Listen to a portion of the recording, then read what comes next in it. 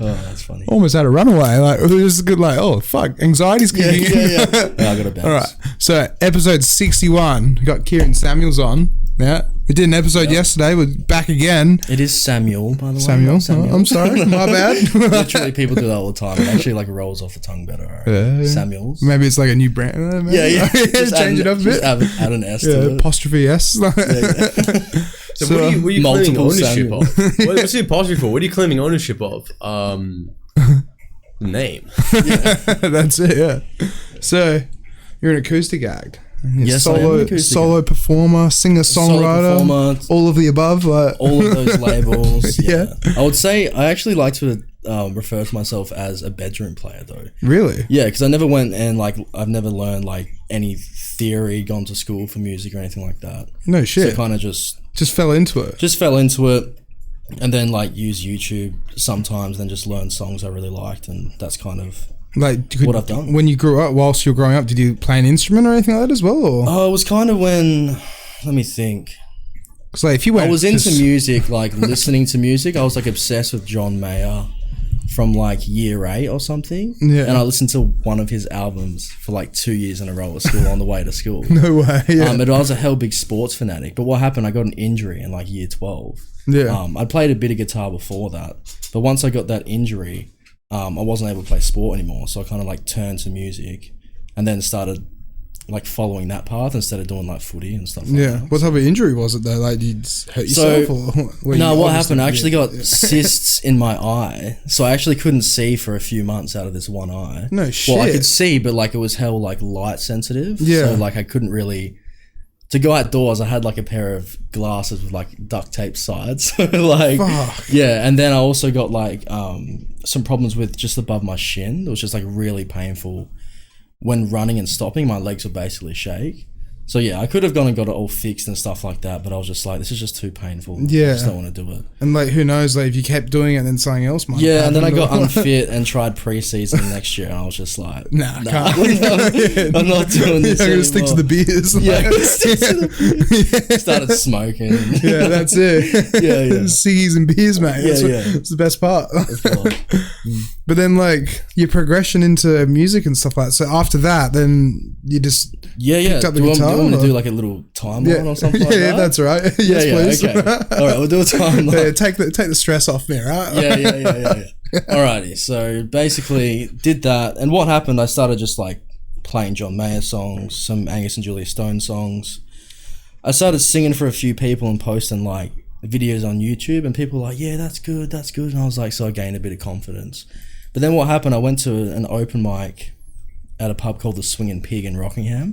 Mm-hmm. And I choked real hard. Was it busy or like? It was pretty busy. Yeah. I choked real hard, stopped halfway through a song, and then like went off stage and everything, just like hell. Really? What time? Like, was it prime time or? Oh, it was like a Wednesday night, and then like people get like a half an hour set to go up and play what they want kind of thing. And I played for like 10 minutes, and the second song in, like I stuffed heaps of chords up and stuff like that. Yeah. And I was like, I got to go off. Yeah, nerves took over. Yeah, so that happened, but then I still like play guitar, was like trying to sing, blah blah blah. And then I got into like a few hospitality jobs, that kind of thing. Well, like bartender and stuff, or? Nah, mainly like working at like places like Pizza Hut, Nando's, that kind of thing. Yeah. Anyway, so I kept playing in the background kind of thing. Now and then I would upload like, I'd make up like little songs, but it was only like recorded on my mobile, like kind of thing, with like voice memo, so it was never like high quality. Yeah. So I just had like this background dream going on of like, man, like, and I had this like perception that like I was quite good, but at that time, listening back now, I really wasn't. So I was kind of just like living this like bubble dream. But it's kind of good that you realize that like eventually it's like, oh, I'm going to improve. Yeah, exactly. Eventually got to that point. And then I think so around that time when I stopped playing footy was like 2013. Open mic was like 2014. And then I think, let's like skip ahead. I'm still playing music in the background, working jobs. Then like 2016, 17 rolled along. And I went to the National Hotel in Freo. Yeah, that place. Yeah, and they have a great open mic there as well. Yeah. And it's a good music vibe there. Like people are very welcoming of music. I'm pretty sure they only do live music as well. They don't have DJs or anything. I never thought of that, but I'm pretty sure that's the case. They have live music every night, I'm pretty sure. Yeah. I had a really good mate of mine that works there. And he's just like, I don't think we can book you. Like, it was because I want DJ gigs there, and they're like, no, we can't help you, mate. Can't help you. But yeah, go on though. So So I've been playing a while, doing covers on YouTube, that kind of thing. You know, having like family and friends support me, but like that was kind of like, oh, like, yeah, cool, Kieran does this thing. You know what I mean? And they're supportive, which I appreciate. Yeah. Now I appreciate. That's exactly like how it was for me. It's like, you want to be a DJ? Yeah.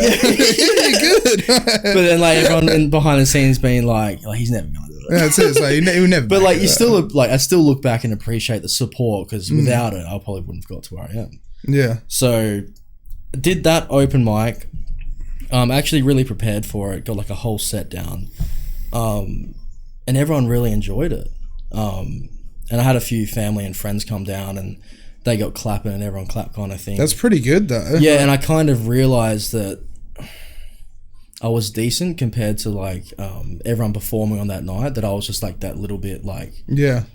So that extra 5%. That extra 5%. Yeah. And that night I kind of realized, I was like, okay, like...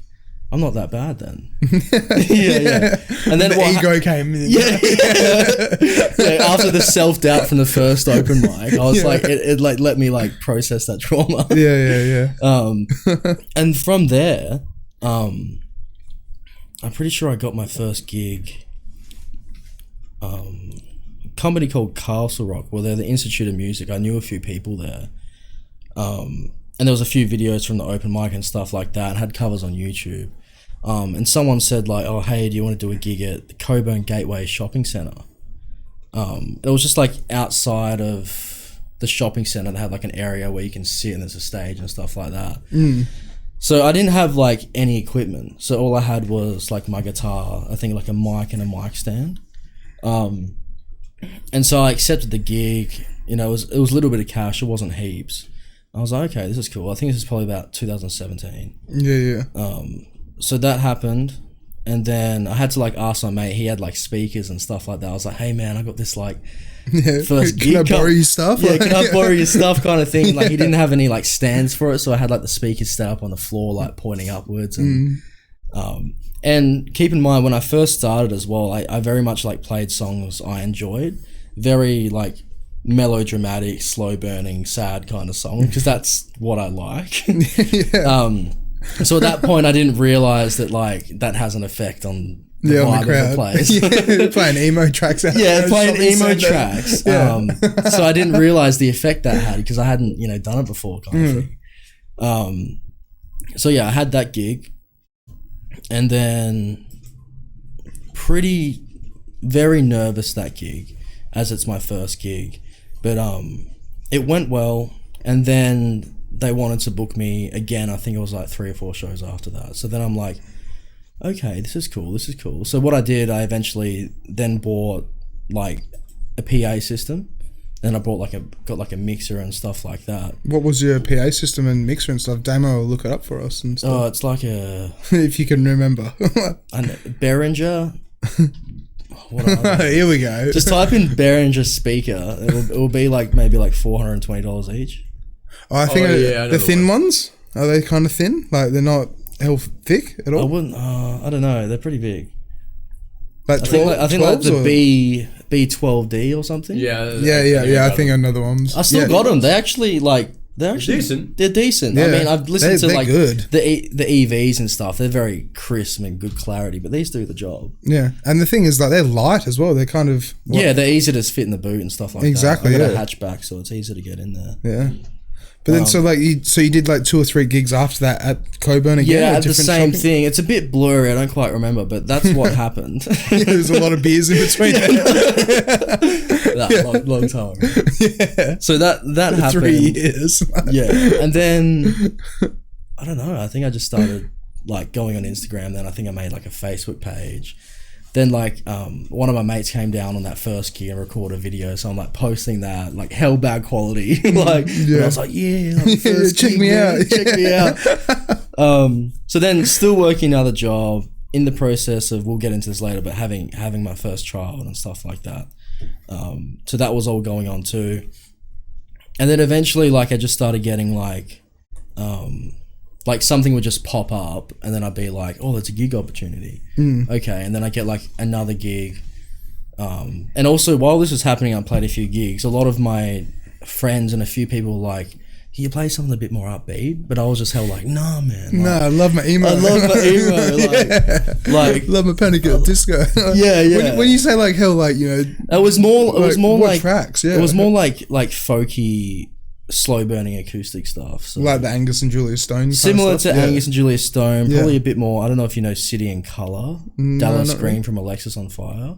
No. Anyway, there's that, and then there's sounds like cool, though. artists like, you know, maybe like Vance Joy kind of vibe. Oh yeah, Vance but Joy, not like Riptide, but he has some other tracks that are a bit sad. Then you got like people like Ben Howard.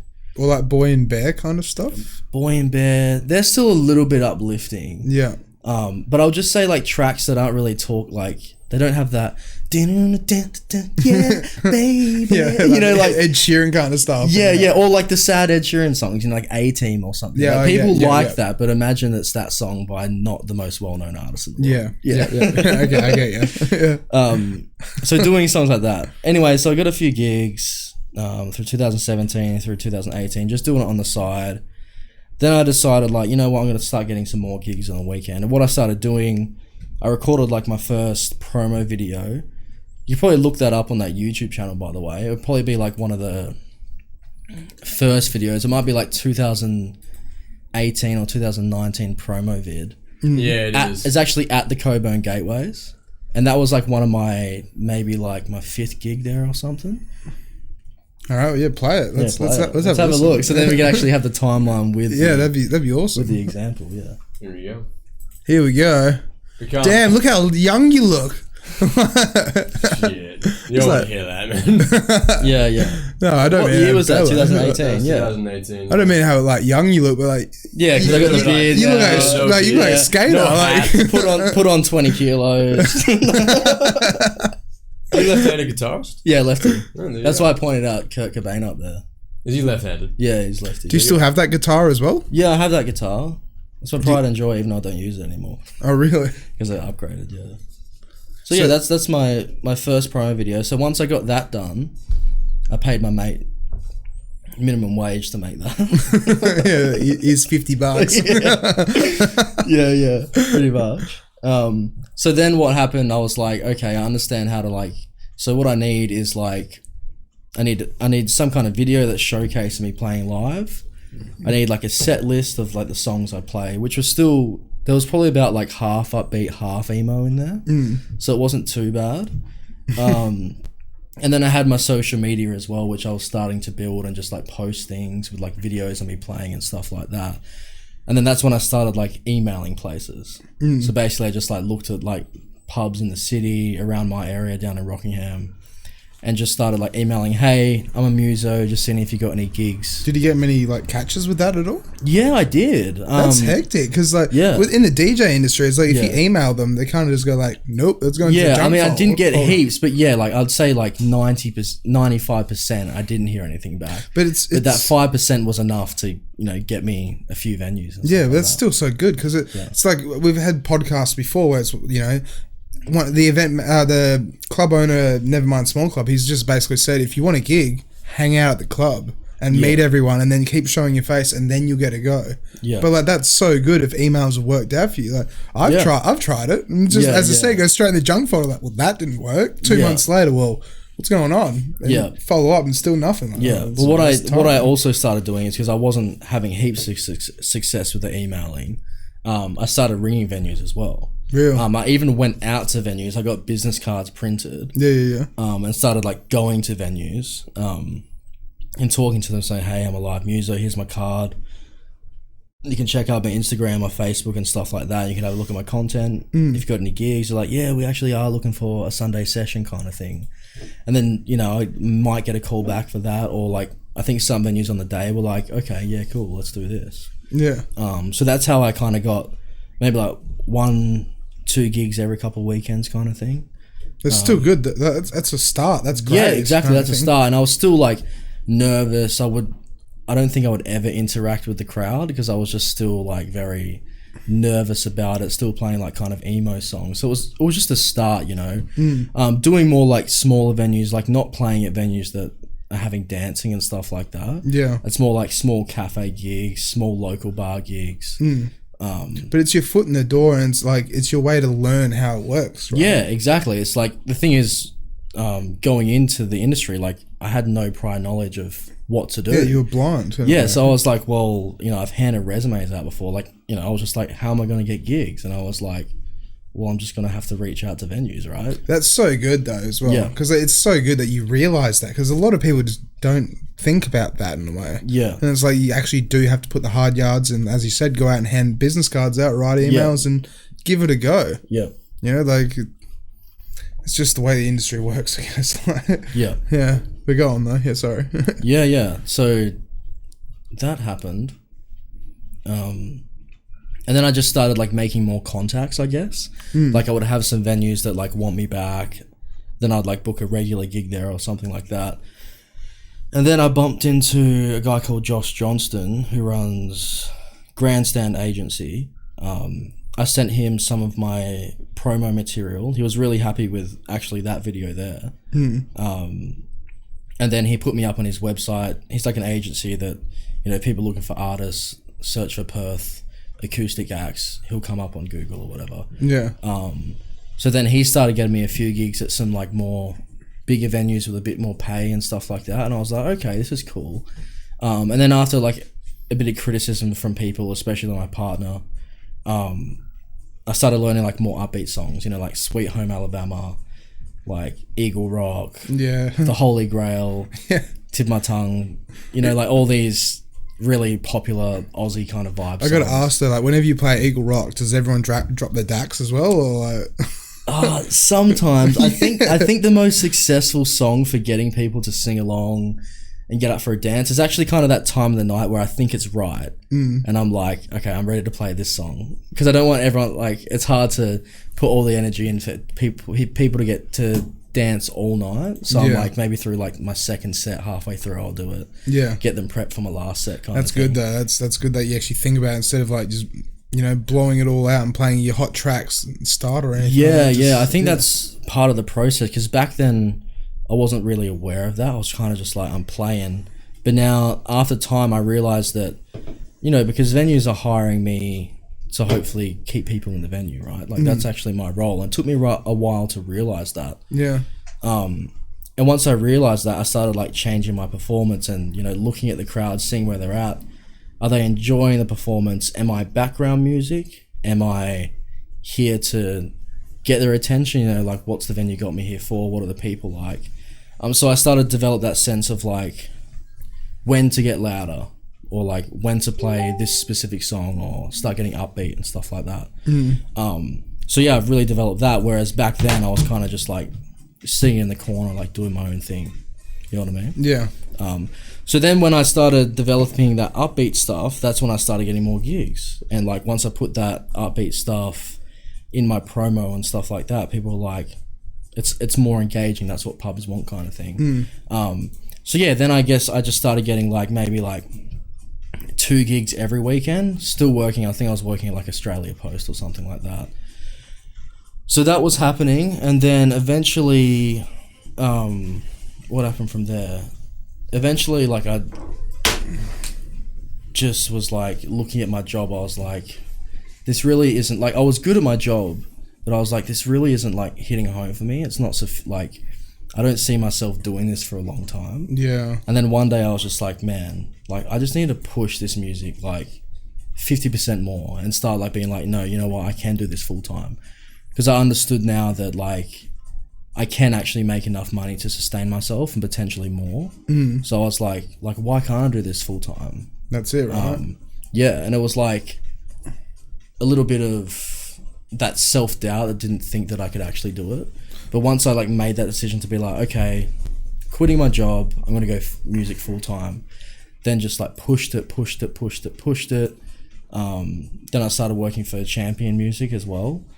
So they really got my foot in the door to help me. I haven't really heard about them. Do they do quite a lot of work? Like, do they do DJs as well? Yeah, they're mainly like the live music scene. I think they might have like a few DJs. But mainly like acoustic acts, acoustic duos, trios, stuff like that. And like bands and stuff like that. Yeah, bands and stuff like that. More like the cover scene for pubs and stuff like that. Yeah.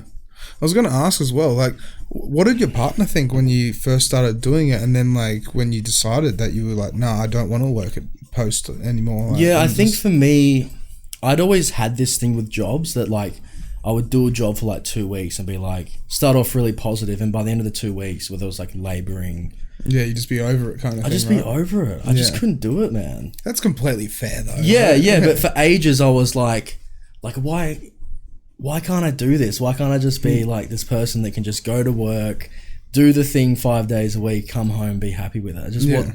But it took me a while to accept that just lifestyle isn't for me. Yeah. You know what I mean? It just doesn't work. It's good though, because at least you tried different things and you realise like, no, I'm gonna do music. Yeah. And this is the one job I've had where, you know, no matter how I'm feeling, I still want to go to work because I can do it. I enjoy doing it. And it's the excitement where it's like you don't know what to expect almost as well. Yeah, right? Exactly. And also you're providing a service for people as well that's pretty cool as well. But it's like what I say to a few DJs as well. It's like when you get people smiling or they come up and compliment you and they're like genuine about it, it makes your day. Yeah, like, you're just like, damn, they're having a good time. Like, I'm having a good time. Yeah, like, this is and great. It's nice to think that like you've actually provided that experience. Yeah, and you've left an impact kind of thing. Yeah, exactly. And that's really fulfilling. I think that's what I get from it as well that keeps me going. It's just like, you know what, like I've had nights where people come up to me and be like, man, like you made this night really cool. And I realized that my presence there, they wouldn't have had such a positive experience as well. So to be able to do that's pretty cool. Yeah. So then like after Mega Music and stuff like that, then Champion. Champion, sorry. Yeah, Champion Music. I was at Mega Music today actually on the way here. Yeah. Okay. Yeah. Funny that. Yeah. But then like the progression after that, because like you do like 3 or 4 gigs a week or something now, don't you? Yeah, I'd say on average probably about 3 or 4 gigs a week. Yeah. So yeah, up until that point, got with Champion Music, and then, you know, for a couple months before I got with them, I just kept pushing out content, pushing gigs, emailing, blah, blah. And then you can send like an application into like, there's a few agencies in Perth, you can send an application and then they'll get you on your books or just get you some side gigs and stuff like that. Yeah. And then that's when I got my foot in the door there. That's when I was like, full steam, go ahead. You know, we can give you like 3 or 4 gigs or something a week. And I was like, cool. And then I can focus on, you know, private weddings, birthday parties, weddings and stuff like that in my own time while they like kind of fill my pub gig schedule. Yeah. So yeah, then it went full steam ahead from there. And then that's pretty much what I've been doing ever since. Yeah, no shit. Yeah. But then, like, how was like the lockdown for you as well? Because like everything dried up for everyone. Like, I didn't know what I was going to do either. Like, yeah, when that happened, I was like, oh, look at that, we've got a pandemic and a virus, and I don't work anymore. Like, because I've been doing it full time for like 4 years about now, but I've been doing it 10 years in total though. But with the 4 years of full time, it's like, I don't have anything else to fall back on. Like, don't have a degree, don't have a diploma or anything. Like, yeah, exactly. And then just kind of, and you're kind of just doing it yourself. Like, you don't have that employer above you to be like, everything's gonna be okay, to rely on. You know what I mean? That like, and, the reassurance being like, because like everyone's involved with that one employer, so you're like talking to your staff members and stuff like that. Whereas like when you're like a sole trader, or an independent, you only have yourself to kind of stand up for. Right? Or you have like, you know, close friends that you can talk to and be like, is everything going to be okay? Like, exactly. Is it all going to be good? Like, please tell me it's going to be good, just to help me out. But yeah, so then the progression from that as well, like, so you do weddings and stuff like that now as well? And yeah, I do weddings. And like, how's that doing weddings? Because, you know, like I DJ weddings. Yeah. And with me DJing at weddings, it's kind of like, I just, you know, they're eating food, just press play and just play some bland, like, chill music. And then when they want the dance floor, get the dance floor going and play some rave stuff. But like, it's different. I think for me, it like it's very nerve-wracking because obviously I was nerve-wracked about playing at pubs, but wedding is like a higher responsibility. So you don't want a bridezilla. Yeah, you know what I mean? This is like a special day that's like you hope that it's a once-in-a-lifetime thing at that that's point. It, yeah. And then, so I was like pretty nervous about ever doing it. But then I was playing at this bar in Rockingham, and this couple really liked my stuff. And like, hey, do you want to play at my wedding like in a few months or blah blah? And I was like, yeah, cool, that'd be great. Hey, pretty nervous about it. I was like, you know what, I'll just do it. To be honest, looking back now, it went pretty crappy by the standards I have now. Like, even like what I wore, like I wouldn't present myself like that now. Even the songs I played were still a bit like emo a little bit when like it called for like a really upbeat song that everyone knew. But that kind of gave me the experience to learn through that kind of thing. Yeah, and like prepare for it kind of thing. Yeah, and then after it happened, understand like what I did wrong. So I guess I became this like person that was just like, I got to like keep jumping out of my comfort zone. Yeah, jump through hurdles and stuff.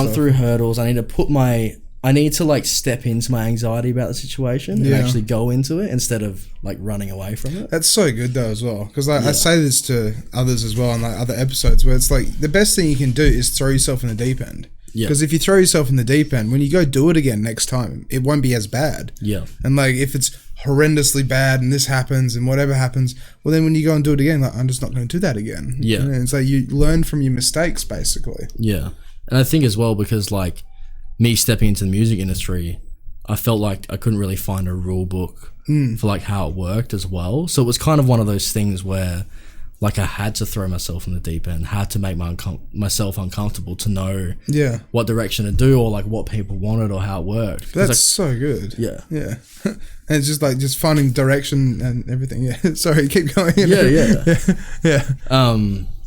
But yeah, where were we? We were talking about the shock of lockdown. Yeah. But then after that as well, like, how was it after? Did you get more work straight after lockdown or anything like that, or like the progression? Because like for me, it boomed. Like as soon as the lockdown was over, it was like gig here, gig there, and like 11 hours on a Saturday and all this other crap. And I'm like, I'm just gonna keep saying yes because who knows when it's gonna happen again, kind of thing, right? Yeah, that's what happened with me. Especially like private inquiries, like through my social media. Yeah. Just got heaps of like wedding requests, private party requests, because everyone's like, lockdown's over, let's get these weddings into gear, let's start booking things. That's it. And so because they were all postponed and like and I think because everyone was like inside and losing work and stuff, everyone was just like let's get back, let's get out there, boy. Let's have a good time, let's get this rolling. And that's what kind of I did as well. So it was pretty exciting. Like things the last few months have just been like taken off. Yeah. Would you say as well, it's like when you go to work, sometimes you have to kind of put on your business face in a way? Because like that's something I wanted to dive into. Because like I've had this where I had a few guests on, like Genga. Shout out to Genga, he's a lovely guy, but he put it perfectly. He basically said it's just like, if you have a shit day, right, and you've had a shit week and you just don't want to go to work, but you got to go to work because you got to pay the bills. But when you go to work,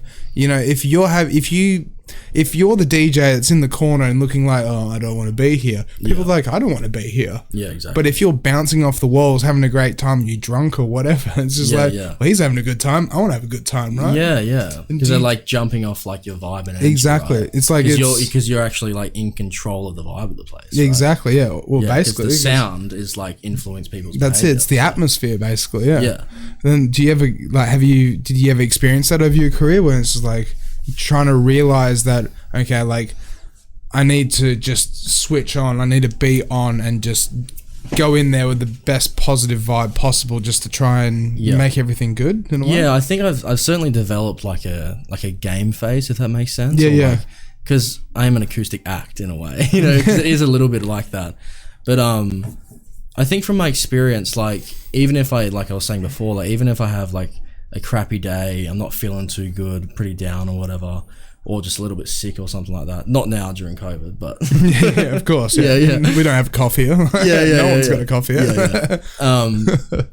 Somehow, I mean, sometimes I've had gigs where it's been really hard to be that positive thing, you know, because I'm not feeling that well. And I think that is probably one of the challenges with my job, especially like being like I'm singing and I'm playing guitar and people are like eyes and ears directly on me. So when it is like I'm having a hard day or something like that, or a tough week, sometimes it is hard to genuinely be really positive and happy, but I'm still able to, I guess, like conduct myself in a way that's professional, and still put on, I have a business mind, a happy face. It is hard though, because I always like to stay authentic with how I'm feeling and how I'm doing. So it's been actually quite a tough challenge for me to do that. But now, ever since I just keep doing it, I'm able to rock up to a gig.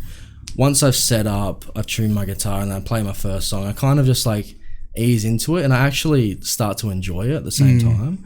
So it's one of those things that when I start playing and getting into it, and then like people are vibing off it, it kind of brings me fulfillment, contentness, and a bit of happiness anyway. So usually towards the end of the gig, you still I'm like, that was a great time. Yeah, that's it. You know what I mean? And that's the thing as well. It can reflect on your own personal life as well. Because when it's like you have such a good night, you're like, you just go back home, you're like, this happened. I never really thought of that every time, you know, I've had a bad day or something and I go to a gig, that usually by the end of it, I'm feeling a lot better. Yeah. But sometimes I'm really knackered, I'm just ready for bed. But like, I was able to get through it because I played the music, if that makes sense. So I've got to ask as well. So like with your Instagram and Facebook, like, how, when you get booked or people approach you, right? How does it kind of work? Like, they just go, is it like, do you have like a set kind of questions you ask them? Like, what do you want? Do you want speakers? Like, so like for me, when I go, I get asked to do a wedding. It's like, do you want me to bring lights? Do you want me to play for 8 hours? Like, what do you want from me? And then I'll go and give them a quote kind of thing. Is that similar in a way? Or kind of similar. When it's weddings, it's a bit different. Usually when people reach out, sometimes they'll have a time and what they want, but a lot of the time it's like, hey, do you do weddings? kind of thing. And then I like say like a little spiel. I'm like, hey, I do weddings, and I've actually put some like packages and stuff like that on my website. So it basically gives you like a full rundown of like at the ceremony, reception, you know, a party set at the end or something like that. And included, I've said like exactly what it provides, kind of thing. So I kind of just like do that and say, you know, this is what I offer. If you have any questions, blah blah blah. And then sometimes like I like to communicate with them. You know, like what kind of vibe are you wanting at the start of reception? You know, like do you want me to bring the vibe up, get quite loud? Do you want me to kind of be background music, kind of thing like that? Because when it comes to a wedding, it's a very personal thing, and you want to make sure that you're enhancing the night how they want it, kind of thing. Yeah, because it's their night at the end of the day. They're paying you to make their night memorable for the rest of their lives. Yeah, exactly. And that responsibility is fully on me. Yeah. So I want to make sure that I'm going to provide exactly what they want. So a lot of the time it's like, this is what I offer, but then I'm also asking them a lot of questions as well. Yeah. That's good though. That's what you got to do though. You got to ask everything you can imagine to ask, kind of thing. Like, try and just make sure that nothing's left out. Yeah. Because the last thing you want to do is like, you know, they wanted a specific song and you don't have that, you don't know that specific song, you didn't learn it, or that's a question I want to ask as well. So like, if you go and do a wedding and they say, oh, can you play this track?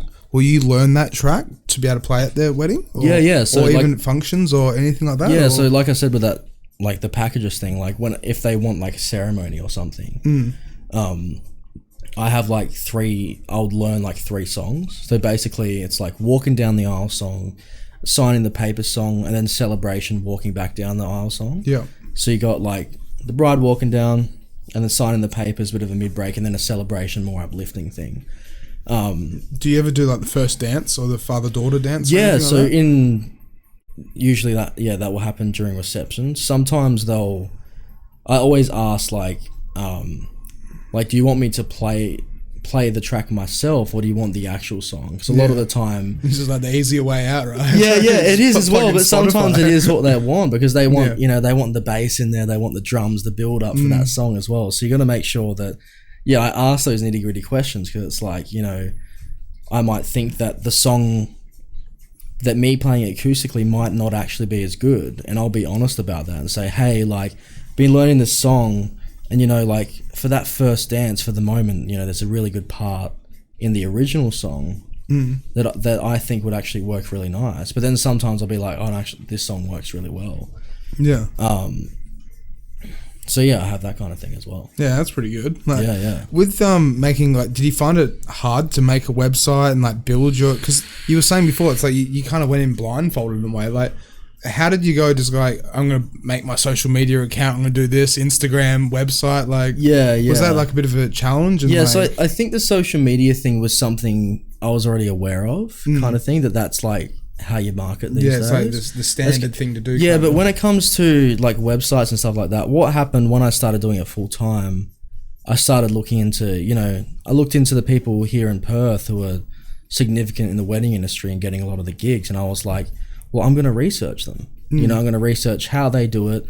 I'm going to maybe see their social media, how many gigs they're doing, how they're getting all the work kind of thing, and kind of just learning from them. Yeah. Seeing whether they lack anything specific. And then I'm like, okay, well, I could plan that and maybe get something like... That's good though, because you analyze the market, you research and research and research, and like, oh, look, well, they're not doing that. I could do that. And then like, it's kind of like a one-up in a way. Yeah, almost. Exactly. Yeah. And there's a better service. Better service and package. Even like, I met like heaps of musos in the industry, acoustic acts who are doing the same thing, and I meet them in person, add them on Facebook, and then, they might have been doing it. Some people have done it for like 10, 15, 20 years, some of them, They've been around for some people. Yeah, and I'll just ask them like, hey, can we meet up for a chat one time to discuss this? And I have done that, and just sending people messages like, now I think about it, I did actually ask one person that was from Champion Music, how do you get with Champion Music? Really? Yeah, I remember doing that now. It's coming back to me. But that's still good though. Like, yeah, because it's like, well, you're working for a company. How do I get in? Like, I want to get involved kind of thing. Yeah, and that's kind of what I've done. I just analysed the acoustic act industry, looked at how people are doing it successfully. Then I've just adopted those same things. Yeah. And then, like I said, trying to find little things that could, get me in the forefront a bit more and be on that level. So. Yeah, no shit. So like, have you ever found any like troubling things along the way where it's like you're trying to do this and trying to do that, and it's just like it's not working out the way you'd like it to, kind of? Like in a way, like, building websites, like it's just, even I don't know how to build a website kind of thing. Yeah, I guess specifically with the website, when I did start it, I was like, man, there's this thing called like SEO and getting yourself on top of Google and stuff. Yeah. And I was like looking into that. I actually went on Fiverr and like hired someone for like $30 to like try and get me up and stuff like that. And then like I realized it was like really difficult trying to get to the top of Google. And I spent like weeks trying to sort it out. And then I was just like, no, I actually need to hire a real professional. Yeah, pay like, some thousands of dollars to like really get them to push me up there. Did it work? Like what I did? Yeah, like did you pay them thousands? No, I didn't do that. Okay, so what I realized was that, okay, so I can't spend the money on boosting my website organically, in the sense, not organically, but like using the Google platform and SEO and stuff like that to get me to the top. So I was like, well, I need to get people on my website from the other platforms I already have. Yeah. Kind of thing. So yeah, then I made like I don't know if you know what Linktree is. No. It's like a link where you can have like multiple links on it. So I can have my Spotify, my YouTube, my website in like just this, click the one link and it comes up with all the links kind of thing. Yeah. So then, I just sounds started like, pretty good, but promoting my website, putting on Instagram. So if someone comes along my Instagram profile, they can click that link in my profile, go straight to my website, and they get there that way. Yeah. And then it being on my business cards, if anyone asks for a card at the show, they'll hopefully go straight to my website. Trying to get like Google Maps involved, try to get myself to the top of the page and stuff like that. And then that's the kind of thing. But majority of my inquiries are through Facebook and Instagram. Really? Yeah. I do get a decent amount of traffic to my website, but it doesn't look like I'm getting much actual work from the website. But you still have to have one in a way, like exactly. It's like part of the and I think it just makes it more professional. Like if you do have a website, you know, if someone's asking questions about weddings, like we were talking about before, I can be like, well, hey, I've got all this information on my website. Opens up Perth wedding singer, what I offer, pictures, videos, song lists, testimonials from clients who have said how good I am, and stuff like that. But you need that though, like because then that extra step. It showcases like that you are talented in what you do. Yeah, like, you know what you're doing. Well, like being with Champion Music, it's added that extra element that I can go, oh well, you know, once we get this booking sorted, I'll refer you to like my management team, and they'll write out the contract. So it's kind of just like this extra level of professionalism that tells them like, okay, this guy does have a reputation. This guy's taking me seriously. Yeah. But that's what they want as well, though. Yeah, and then they're willing to go ahead because they actually trust in the process. So it's having all of those different things. And that's the biggest thing is like when you go and do a wedding, like when you get inquiries about weddings or anything, they have to trust you. If they don't trust you, they won't get you. It's as simple as that, and they'll go with someone they think they can trust. You know, it can just be, like something small along the way that makes them go, oh no, like, that's it. I'm not into that. Like, you know, you could just say something wrong, or you could have, you just got to make sure that it's all like a system of the inquiries. You refer them to the same spot. You make sure everything's spelt right on the website. You know, like everything's just like just really falls into place. Into place. Yeah. Yeah, man. Yeah, that's it. Yeah. I should have written down some notes. Yeah. But so you write your own music as well. Yes. And so like, how was it writing your own music? Because you said you've never really studied music, or you don't know music theory in a way, but then you've just taught yourself how to do covers and stuff like that. But when you tried to make your own tracks, like how many tracks have you got out now? Because we've got the music video that we'll play soon. I've only got 2 tracks out now, but I've got some things behind the scenes, like in the works. That's going to be released this year. Do you want to release an EP or an album or anything like that? Or I think I just want to release. I've written so many songs over the years that I haven't released, so I think I want to do like a stripped back acoustic album, and it's not necessarily actually to market it or get people to listen to it or push it. I just want to kind of just like compile all these tracks that I'm happy with that have been with me for a few years, and just put them out there and kind of just be done with them. Because like I have progressed as a songwriter as well, so I'm kind of ready to just put those songs there. You know, that was like, you know, my first acoustic album, and now I can move on to maybe like a. But it's still good though, because some people are just like, I'm going to release this album and it's going to be the best thing, and it's and it doesn't go anywhere. And then it's like being able to just go, well, I just want to put it out there and just see what happens. Exactly, it's the right attitude to have. Yeah, and like it's funny with my original music, like at the moment I only really care about putting meaning into my songs and getting a message across or something like that, or triggering emotion in someone that, you know, make someone feel something. And if I can just make a few people listen to that and get something from it, like, especially with that album, that's just like, because that's why I listen to music, you know, it's helped me through like everything. I love artists who are authentic, and I love artists who aren't perfect either in their recordings. It's a bit stripped back, raw kind of thing.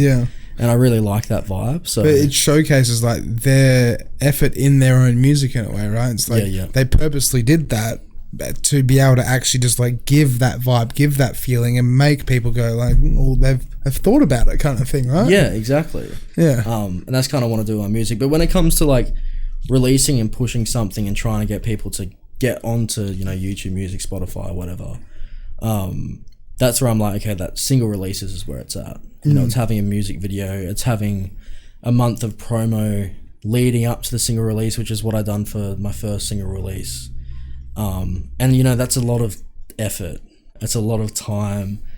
It's a lot of reaching out to radio stations, trying to get your song onto like Spotify playlists. Have you had your tracks played on any radio stations or anything like that? Or yeah, so I had mine rotated on 97.3 Coast FM. That's pretty cool. Yeah, that's not bad. It was rotated three nights a week, And then I had a few. How long for? Like, I think it was like 2 months or something like that. That's sick. That's awesome. Yeah. So it was pretty cool to have my track, Yeah, and you just turn on the radio and I was like, and that's mine. Yeah. And I actually had a few people reach out to me from listening to it on the radio. And it's like, is that you? Loved your song. They're like, loved your song. Like, messaged me randomly on Facebook. So that was really cool. Yeah.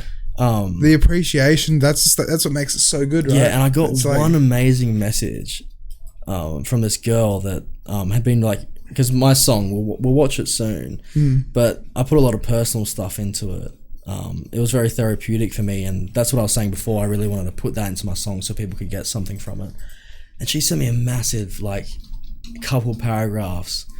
She'd never heard of me before, and she literally, like, switched the radio station. She heard this song, and it just, like, hit her in this way, and she, like, related to it heaps. And she reached out to me saying, like, how much that song meant to her in that moment. That's so good. Yeah, and I was just like, this was like my exact intention for the song. Yeah. And I was like, and then like it miraculously happened like that. And I was like, that's all I wanted.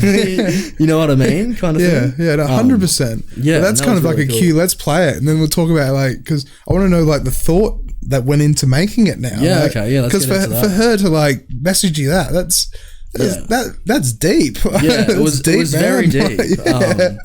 That's so cool. All right, we doing it? Because see, I don't get that because I just play other people's music. All right. Here we go.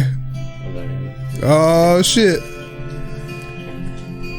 Are we muted or are we still going? No, they can still hear us.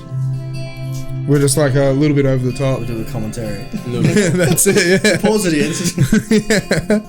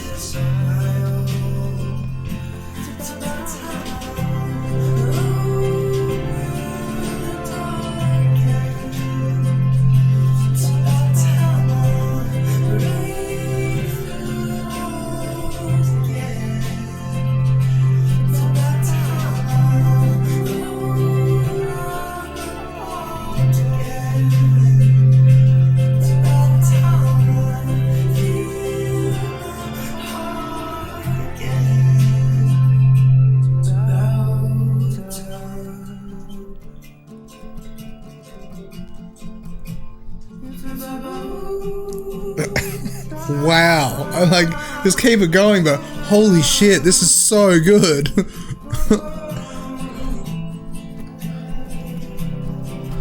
My favourite part's at the end, just a spoiler.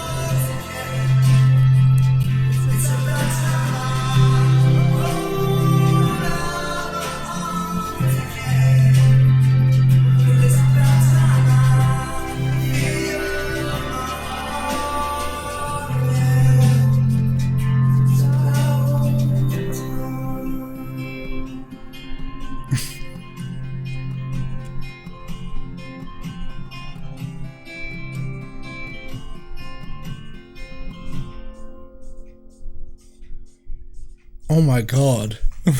You're going places. That's amazing. That's the first time I watched my own music video. Actually, the first time I watched it, I actually got shivers at the end there. Yeah, I got goosebumps as well. Like, holy shit. That's interesting. I don't often get that with my own music, but that was cool. That's amazing, though. Thanks, man. Wow. Yeah. I didn't expect that at all. Honestly, like, you're the next Ed Sheeran of Perth. Oh, yeah.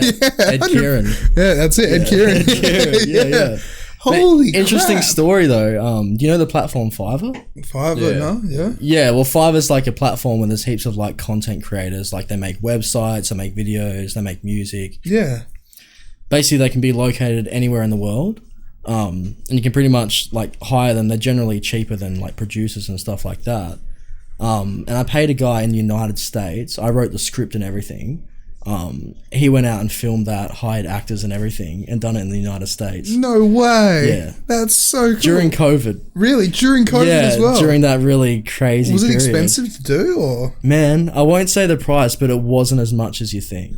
Yeah, like... Yeah, it was like, he had really good content, but when you first start out on the platform, you have to have lower prices.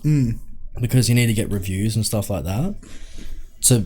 have a reputation. And luckily I got to him very early in his Fiverr career. Yeah. Why is he blown up now as well? Yeah, he's like way more expensive. He's like quadruple what I paid. Really? Now. Yeah, because he's got those reviews and he would use this on the platform and say, I've done this. That's so professional though. I know. Dude, he's so young too. And his name's Luke Rodriguez. A very young guy as well. And when I got this back, me and my partner were watching it. We bawled our eyes out. Yeah, I'm not surprised. Yeah, the first time we watched it, I was like, whoa, this is like... And the actor was so convincing, the main actor. Very convincing. That whole thing was so convincing. It's like, the guy's got his life and he doesn't know what he's doing. And then I spoke to him saying, like, I really want to... I want the song and the music video to go together so they're one experience kind of thing, and I want it to really go together. That was one experience. Like, that's amazing. Yeah, and like when I got it back, I was like, thank you so much. That's one of the best music videos I've probably ever seen. Like, as I said, that gave me goosebumps. Like, because it's not pop music. It's not like, trying to be flashy and it's got girls and this and that. That's got meaning behind it. Yeah, man, that's what I mean. Like, that's got heart and like everything to it, emotion. That's so cool. Thanks, man. Yeah, I didn't promote it on YouTube. You should. But on Facebook, because that's where the majority of my followers are. Yeah. So I actually promoted that on Facebook and pushed it on Facebook, but I just uploaded this because my YouTube channel is kind of like my promo, so where like people go to hire me, they'll look at that channel, so I have that for there. But on Facebook, heaps of comments on there, heaps of feedback kind of thing. Heaps of responses, and it really blew up, so it was really cool. That is so cool though. Thanks, man. You seem really genuine about that like too. Honestly, like in your voice you can hear your heart and soul like pouring out into the music kind of thing. Like and then the lyrics, the instrumentation behind it as well tries to enhance that feeling. And it just, as I said, like towards the end, like you said, like my favorite part's the end part. And it's like as soon as that part came in, I started getting goosebumps. Like, whoa, because like the whole thing, it's like a conflict and a problem, and then there was just like that really beautiful and the resolution at the end. But it was also relatable at the same time. That whole thing is so relatable in a way. Like, wow. And I've definitely been through that process as well, but I've also been through the process of doing that multiple times. You know what I mean? Like getting to that last point and then like, oh, I'm back to the first stage. That's it. Everything's good with the relationship. Now I'm back to sitting on the couch smoking durries inside. Yeah, exactly. It goes through phases, but I still think it's a really, I really wanted to get that therapy element in it as well, and just like talking through your emotions. It's just that it's individual. The whole thing is so heartwarming. Like, thanks, man. Like honestly, like And like, so with the song, like, how long before you got the music video made? How long did it take you to make the song and? So like the story behind it and everything like that. Yeah, pretty cool story. So I'd had like writer's block for a while. I feel like I wasn't in touch with myself too much, like in that emotional place. A lot of my writing comes from just like random moments of like having a chord progression that comes up, or I've been playing a chord progression for ages and then can't quite get the right lyrics out into it that makes sense. And then that makes total sense. And that hadn't happened for a while.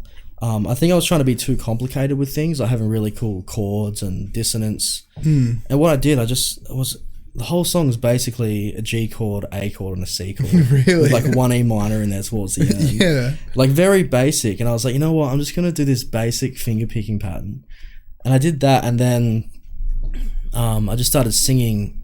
And literally like the first melody that came out, I was like, man, that fits so nice. Yeah. Like. And then I just did the melody, recorded it on voice memo. And then started writing lyrics to it as well.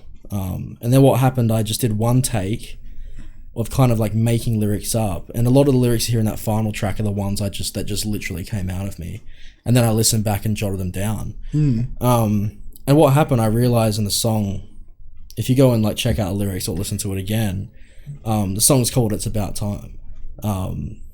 It was basically about time that it was kind of like weird. It came out in a way that I wasn't aware of what I was writing about, but once I put it on paper and I defined the song and finished it, I was like, you know, it's about time you open up, Kieran, you know, and stop being so shut off and stuff. And that was that realization of like, you know, I haven't been able to write properly and feel this thing. And then like the first song that comes back to me is this song that says, open up, man. Yeah, like let it loose, let it come out. Let it loose, you know, let that pain flow out or whatever it is, you know, just let it flow. And then that was the first song. And then had that realization moment. Then I was like, I'm going to record this.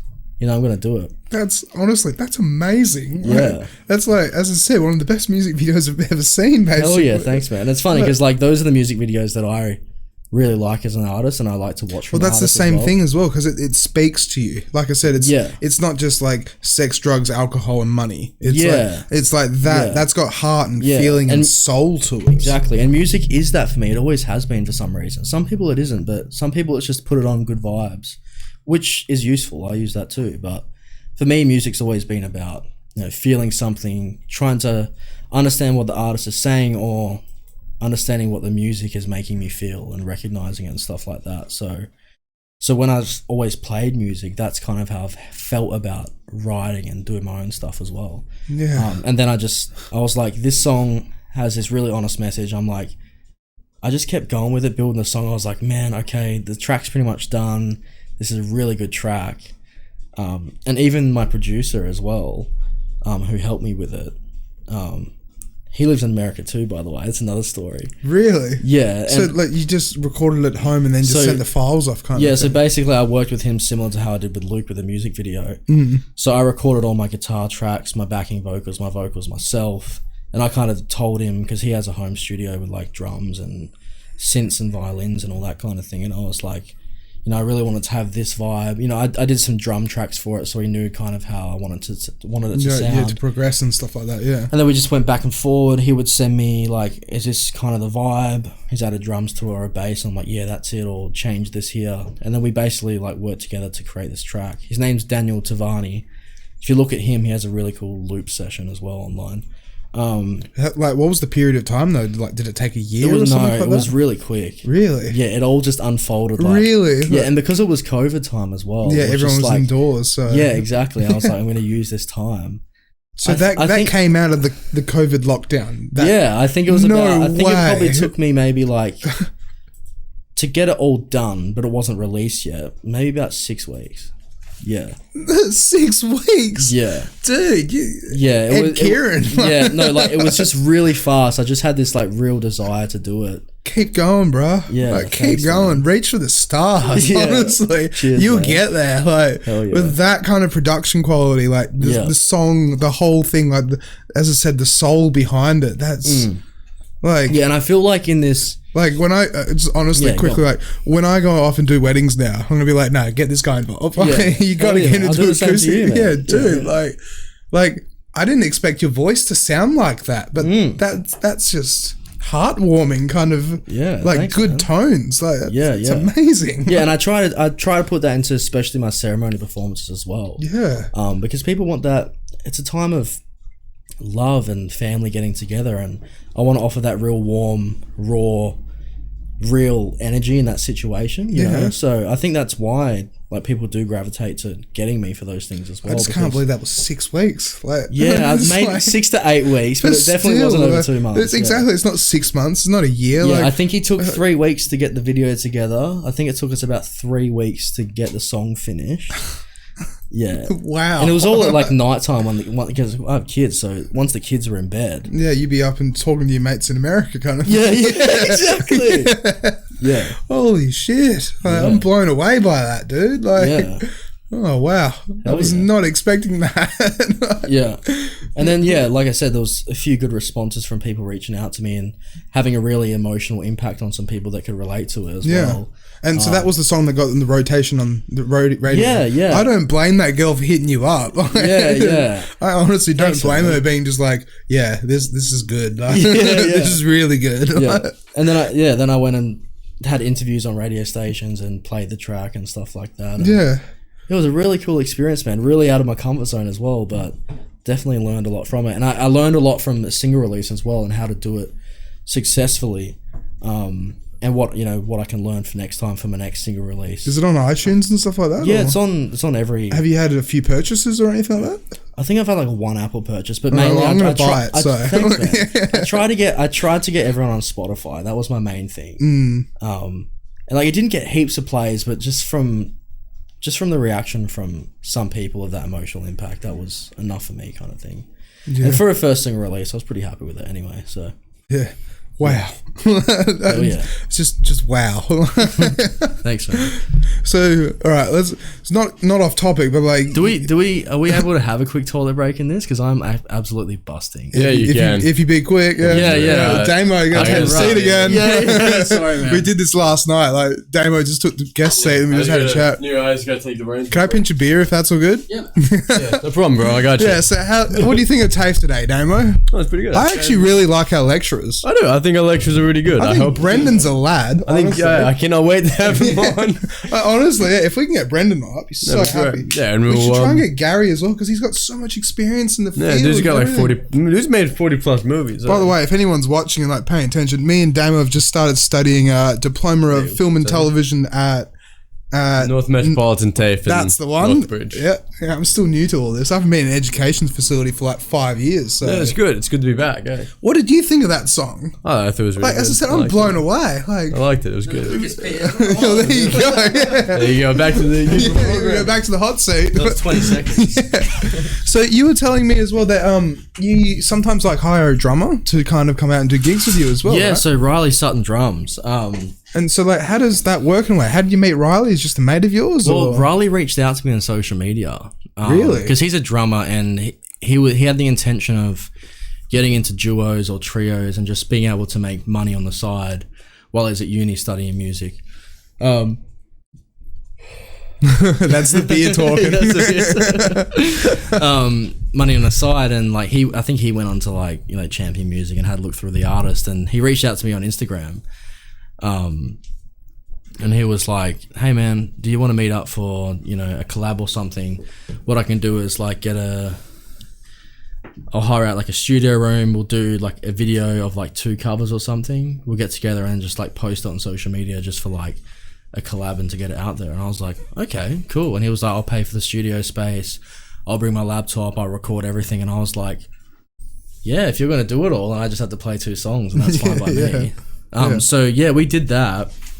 That was really cool. And then we communicated after, like, yeah, okay, let's boost the post, let's push it out there, kind of thing. And then what happened from there? I think I basically just asked him, "Hey, do you want to do a duo thing?" Or he asked me. I don't remember. But anyway, that happened. Then we got together, learned 3 or 4 sets, kind of thing.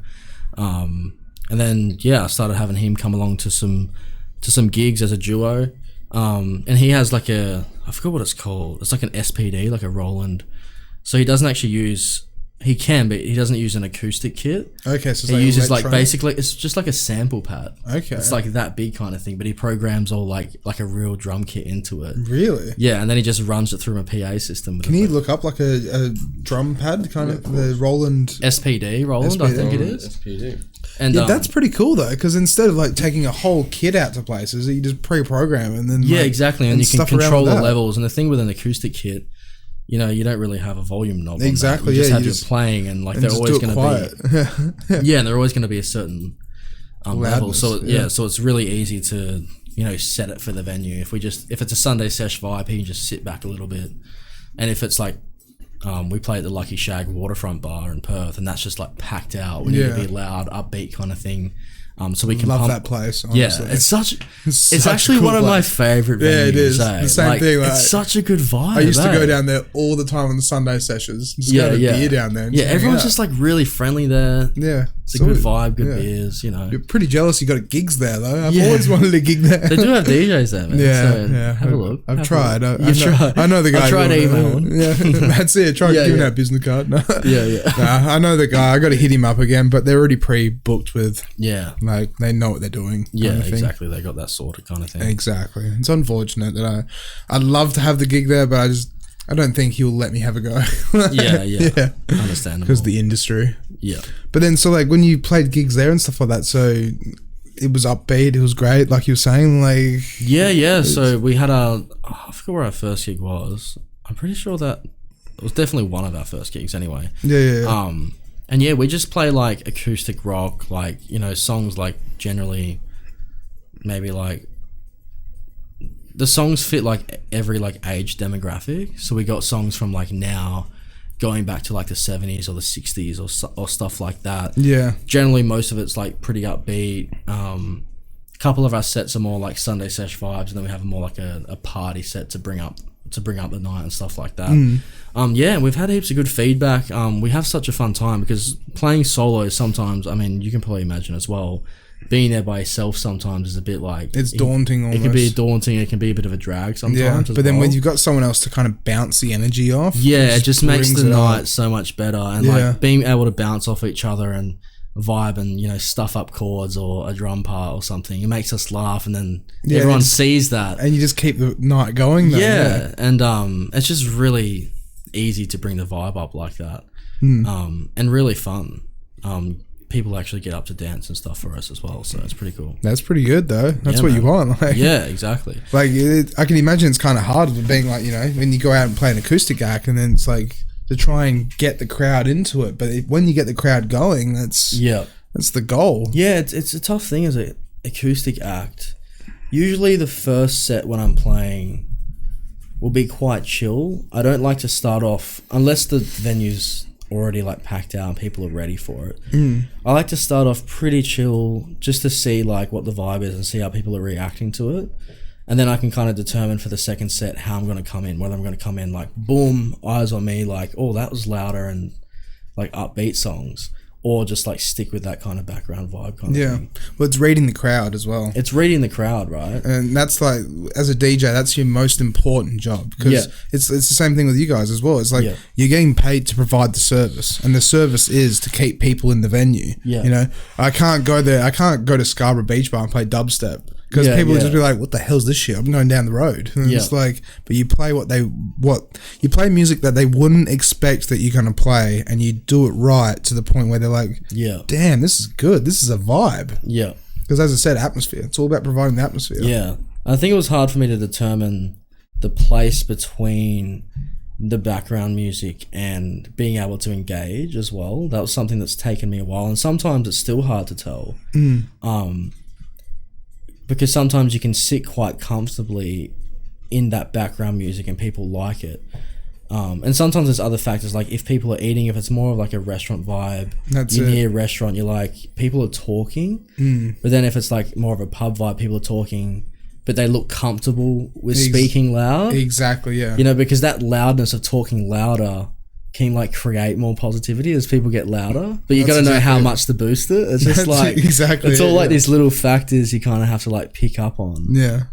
And the more you do it, the more like you recognize it. I think like the easier it becomes to adapt to it. Right? Exactly. It's you learn as you go kind of thing. Yeah. Because like now, whenever I go out to a gig, I can just go, yep, they're just eating food. It's like, just me. I'm cool. Like they're drunk in the corner. I can get them up. Kind of thing. It's like you just play to the crowd. And it's like a mix between adapting but also like influencing at the same time, knowing when like sometimes you need to just adapt. That's like, you need to be that thing there that's chilling.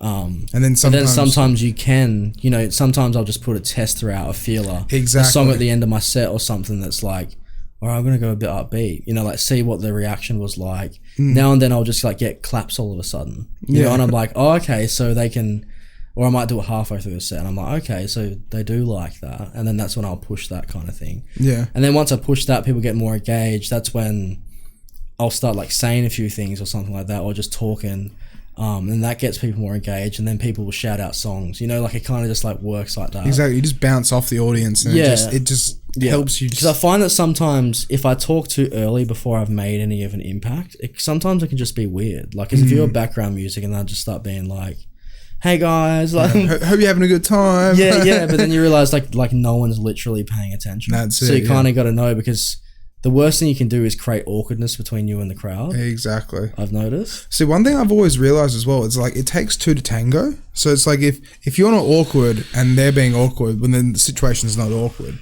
So when it's like, you know, if you do get on a mic and if you've got the level of energy and you know, the situation allows you to do it, then it's like you can actually kind of change the situation in a way. Because it's like what you said as well, like changing like the last song of your set and then playing something upbeat. And it's just like kind of flicks people into like, well, we've had our meal, we've had a few drinks, now we're ready for a boogie kind of thing. And it's just like, you know, some DJs do it on the whole idea of you play 3 chill songs, then you play 1 banger, 3 chill songs, 1 banger, and then you kind of start going more into the bangers kind of thing. Yeah, that's understandable, yeah. Because as I said, it's the ambience, it's the atmosphere. Yeah. And you have to like, you have to provide that vibe and that energy to be able to actually alter it in a way. Yeah, and sometimes you can't just go from that chill straight into the big stuff. And that's it, because if you do that, sometimes you don't like work your way into it. Then everyone's just like, oh, well, we were just chilling. We don't want to be here anymore. Yeah.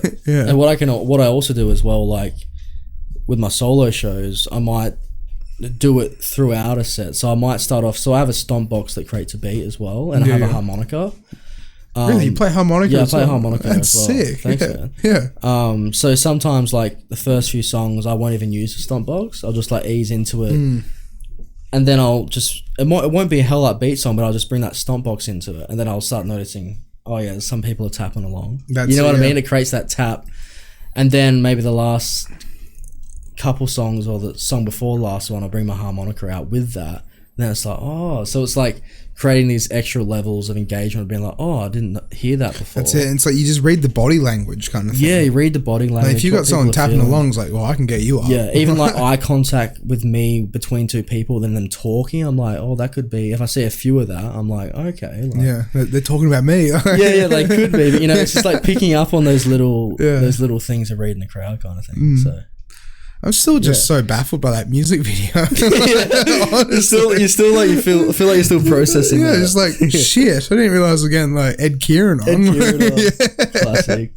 So, what's one of some of the funnest gigs you've ever done? The funnest like events, parties, functions, whatever kind of thing. Because you said like for New Year's you had a story about the working up the mines or something like that. Like, I had so what happened there? Like, so New Year's Eve I went to Christmas Creek, mine site gig up there for New Year's, and that was great. They flew me up there, accommodation, food, you know, everything. Yeah, the buffet provided. Kind of thing. Yeah. Aircon in like 42-degree heat, which you need, of course. Yeah.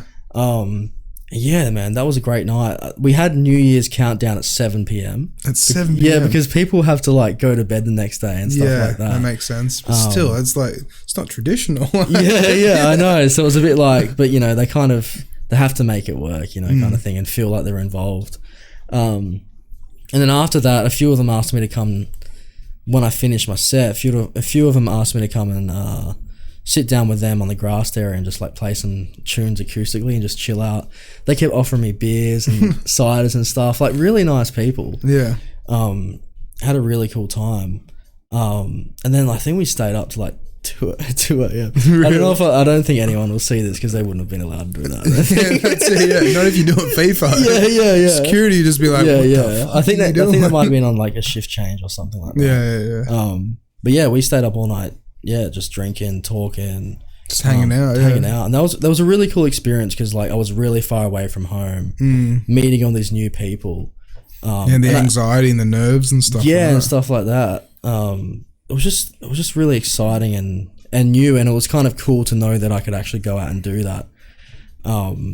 So yeah, that's like another thing about the job that's really cool.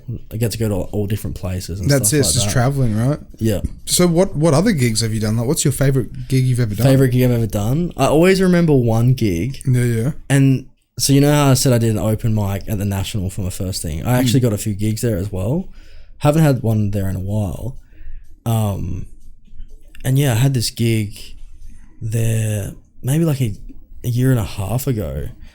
And I was standing up. I didn't have like my stomp box yet or anything. And I was just playing like Aussie classic songs. Yeah. The first set was like pretty good. And then the second set, I really let go. Because it's that music place, I felt comfortable enough to just fully let go.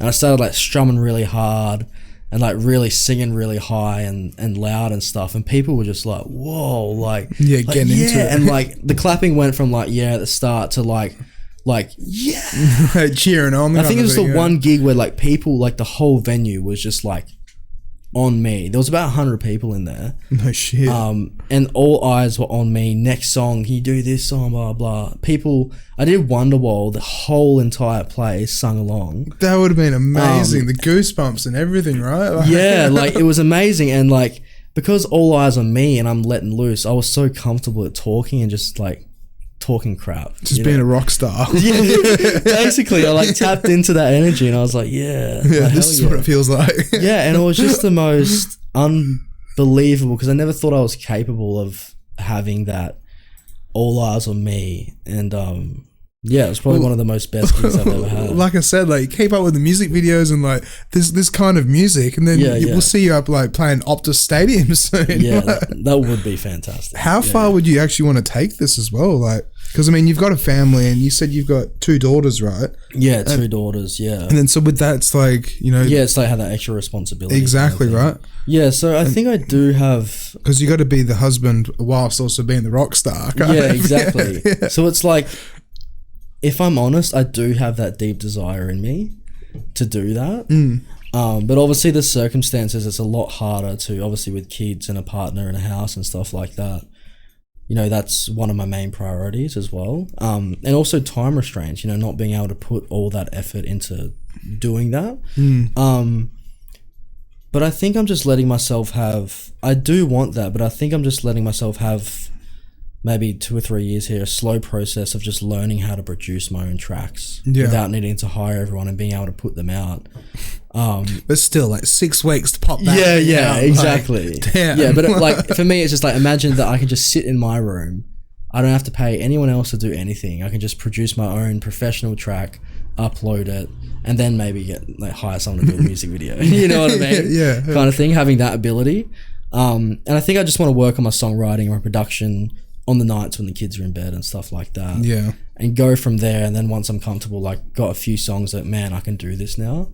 That might be where I go, you know what, going to start pushing these singles, going to start pushing my original stuff on social media and go that avenue. Yeah. But that's when it can kind of like diversify in a way, because it's like, you know, when you're doing weddings and you're doing covers and this and that, but then they don't really want originals. Like, they probably want that song though. Like, exactly. That's an amazing track. But then it's like at the same time they want to hear Ed Sheeran doing that, you know. Exactly. So it is a hard line. It's like I have to maintain this cover stuff like for my actual income, right?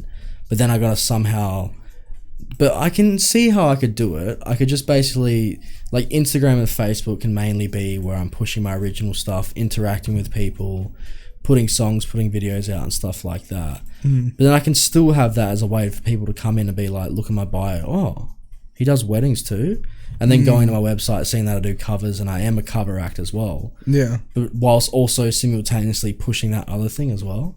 Well, that's it. It's just going down different avenues. Yeah, exactly. Because it's not like, you know, say like with DJ industry, it's like, you know, being a house DJ and then like house producer and then being a dubstep producer. It's like you kind of, when you get signed to a label, you're like one or the other in a way, and you kind of have to follow that down that track. Yeah, but you've got freedom in a way. Because like you said, that track's not on a label, is it? That's an independent release. Independent. Yeah. And that's what I'd love to do, just be able to put out my own stuff, responsible for me, and do it that way. And I think also I've been looking into a lot of local, like Australian artists who are like very indie folk, kind of sound like Ziggy Alberts, people like that, Angus and Julia Stone, and just looking at their progress and how they came into it, what they do in their social media. So I have a good understanding of how to do it. But it's just that next step of, obviously that production's great, but being able to produce that myself. And then I think that's the foundation I want to build, and then the next step will follow after that, whatever that is, kind of thing. Yeah. But yeah. Holy shit, you've got such a journey ahead of you. Like, yeah. Like, I really hope you go for the stars. Like, yeah. I hope someone stumbles upon that. It's like Universal Music is like, yup, we're getting you. Like, yeah. Would you ever move if you ever got that opportunity or anything like that? Well, I mean, did you say that you've bought your house? No, just a house we're renting. Okay, yeah. So I don't have that obligation. Okay, yeah.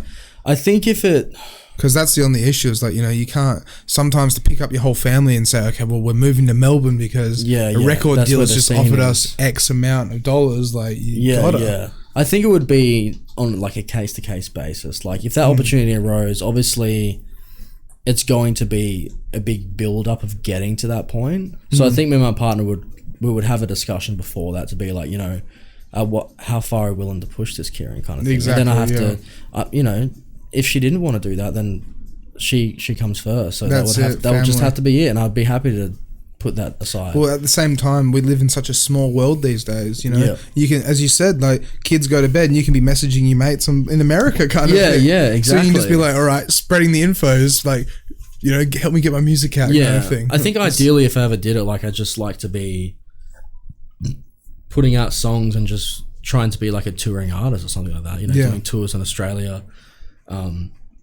Trying to hit other demographics in other parts of the world and just being but obviously the touring thing means you're away from home for a long time, exactly, kind of thing, but then coming back, and it would just depend on what the lifestyle's like, what it's going to bring me and my family, whether it's worth doing that, if we're making enough money, kind of thing. So it would just be on a case to case basis. How it's going to work. It's hectic sometimes because like, I've heard stories where, I actually knew a couple of mates that kind of like, they were DJs, they got signed to Mad Decent, and then like Mad Decent's Diplo's label, and then like, because Diplo came to Stereosonic and they're like, okay, we want to play some local music, got a hold of these guys' music, holy shit, this is a new thing, signed them onto the label, we want you in America. They moved to America for 6 months, and it's like they only get, it was like nothing kind of thing. It's two guys living in America and they basically had to get part-time jobs in a way to be sustainable.